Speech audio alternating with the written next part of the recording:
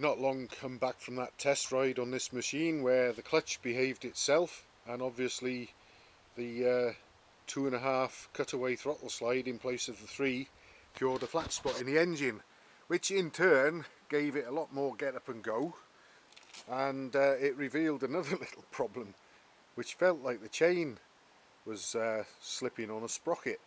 And the teeth on the sprockets are very good. We've seen the gearbox sprocket and it's actually like brand new, and we can see that the teeth are okay on the rear sprocket as well. And yet when I was giving it a big handful in the lower gears, it definitely felt like the chain was jumping, and I think I found out what it is and why. We've got a terrible misalignment of the sprockets.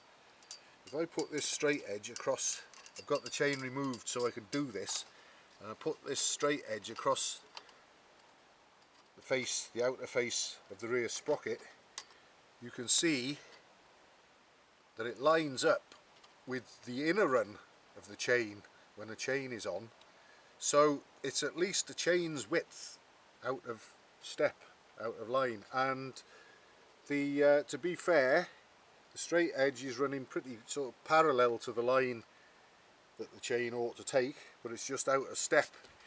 It's like as though it wants the rear sprocket moving over towards me by at least half an inch, which is going to be rather difficult if it can be done, because the wheel, the tyre, is almost touching the chain guard and the run of the chain as it is.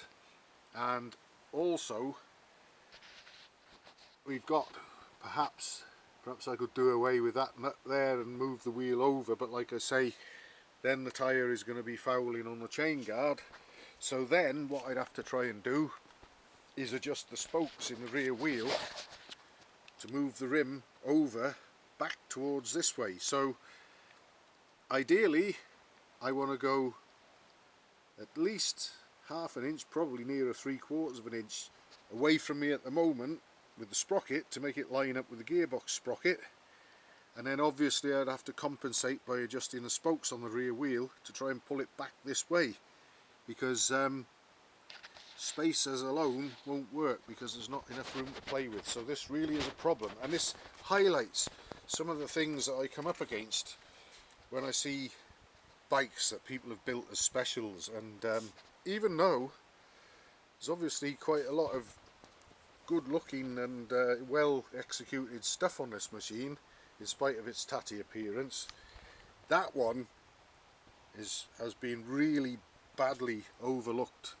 And no wonder they put this stuff on the chain guard to try and stop the chain clattering. I think what they've actually tried to do is they've actually tried to make it a guide for the chain, to force it to line up after it's been round the gearbox sprocket, to line up with the rear one. Now if I adjust the rear wheel this side back, if I did, notice we haven't even got an adjuster on it at the moment actually, but if I move this side back to bring this part of the sprocket over, that part of the sprocket would then go away. We'd be well out of line. We can't do it anyway. The sprocket line is parallel, it's ideal, there's nothing wrong with the angle or the line of the sprocket relative to the gearbox sprocket, other than it's out of step with it.